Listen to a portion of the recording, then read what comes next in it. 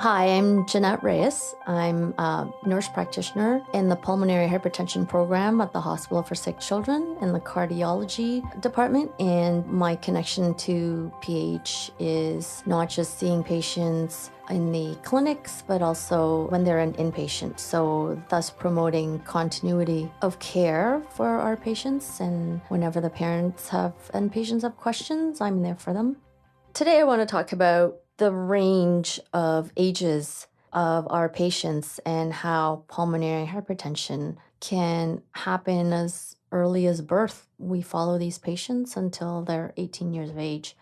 I've been in this role for quite a while, so I have had the experience and privilege of caring for these patients as they grow older, from infancy sometimes to their teens and transitioning to adulthood. So I've had to consider certainly their developmental stages that they're going through when providing care. It's also been a pleasure and exciting to see them grow and change and have different types of concerns and issues, particularly as they get older and they become more trusting, and you start to observe the changes in their moods during the appointments and things like that. So you have to be cognizant of what they're going through. Perhaps there have been changes in their school or interaction with their peers, or how they're coping with their PH, as they change schools as well, making new friends and the challenges that they go through. They're a bit more different in a sense that they can't do all the things that other children and teens can do. They're a little bit more limited, let's put it that way at times. But we discuss that there are other positive activities or issues that can come out of their current situation as well. So one concern is sometimes they sort of somehow with our interaction with each other, something at school may bother them, and so we would focus on that. What's making them sad, or when I ask them how they're doing, it does come up that maybe something happened at school and they're feeling sad about it. Sometimes the parents inform me of there's bullying. One patient I had was experiencing some bullying at school because he couldn't keep up with his friends. There's also psychological issues that could make them feel sad, as they say. And we're fortunate to have a multidisciplinary team and psychologists and psychiatrists that can help us with any issues of perhaps even just anxiety and how they're dealing with their illness and friends. Part of my care, I start to see them at a young age. I see according to their development and growing up. At first, they're very chatty. They're even with the diagnosis, they're not aware of their diagnosis, right? So they come to clinic, they're happy to be there because they get a treat or after their appointment, and they're not really understanding what's going on. They're eventually trained to take their medication. You have to take this in the morning and then at night, and that's as much as they understand. Or maybe perhaps there's my heart needs this medication, very simple things. And as they grow older, the chattiness kind of starts to become less. And when they become around maybe like 11, 12 years of age, then they're more quieter. They sit in the room and not being very verbal. You have to try to get information out of them. So the parents are very much involved in that, and involved in letting me know what they've seen, how the child's feeling. And then as they get older again, then they start to mature and understand their illness. And I myself will start to even, start to illustrate, this is what's wrong, or this is what's happening to your heart. This is pulmonary hypertension. And then once they start to understand, then they start to engage more in the conversation, become more responsible and involved in their care. There are still some that are not, but then there are mostly those who start to understand what they're going through. And then with the transition process, as they get older, they become more responsible in taking their own medications, reporting more of their symptoms to me. And I also encourage them to communicate directly to me. And the parents start to release some of their, let's say, interaction with me. They start to understand that, they know what they're feeling. They know their symptoms. They know what their concerns are. So the parents will wait, let the child talk. And sometimes when the child or the teen kind of forgets something, they'll say, "Oh, remember you did have chest pain last week." So just sort of as a reminder. And then that kind of, it's sort of like a preparation to transition as they leave sick kids. The way I deal with it with the helicopter, so-called parents, is that when I ask a question to the patient, and then the parents will right away answer, I sort of don't ask any more questions to expand on that.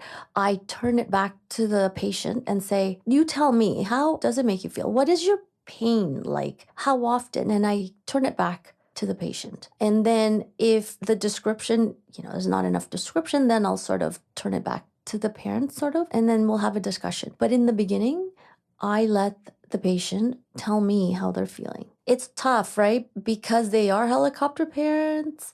The patients also sort of just let them be helicopter parents.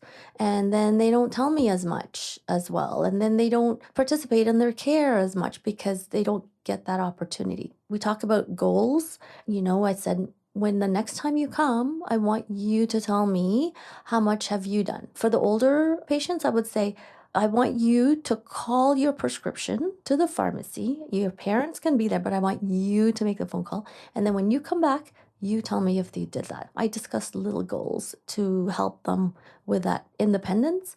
I let the parents know, it is also for the best because you're not going to be there when they're in university or college. Then what are they going to do? And then that makes them realize, oh yeah, that's true. We do need to prepare them to be a bit more independent. So I've been in my role over 20 years. So in the 20 years, we went from just Flolan, intravenous Flolan, with the emergence of sildenafil in 2000s, and then came the bosentan.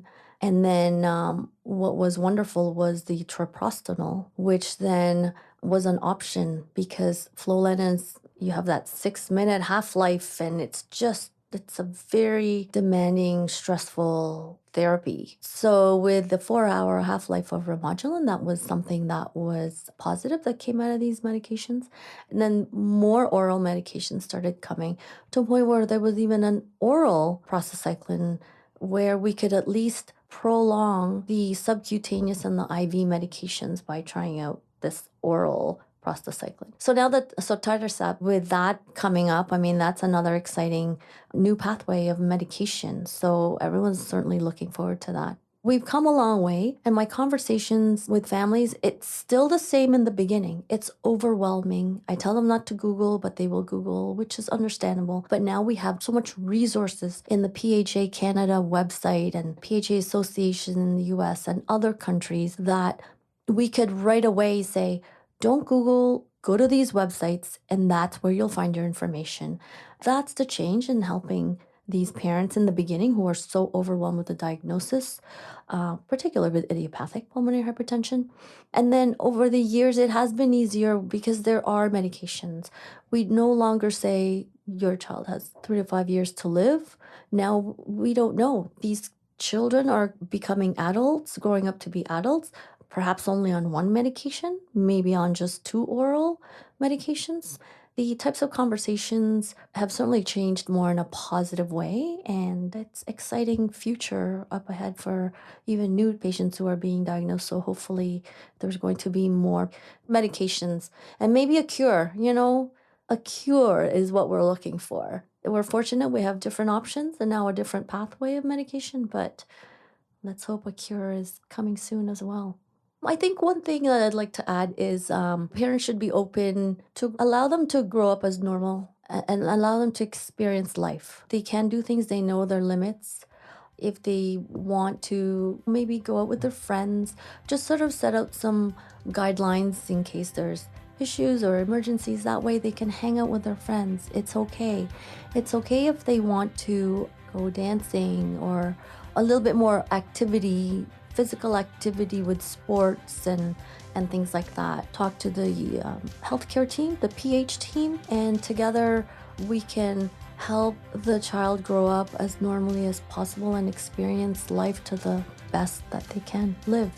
One last thing that I'd like to add is that I'm very fortunate and privileged to work with children, and each child is different and unique in their own way. So the way we treat them and my interaction with each and every one of them is unique, and the care comes from the heart. My name is Janette Reyes, and I'm aware that my patients are rare.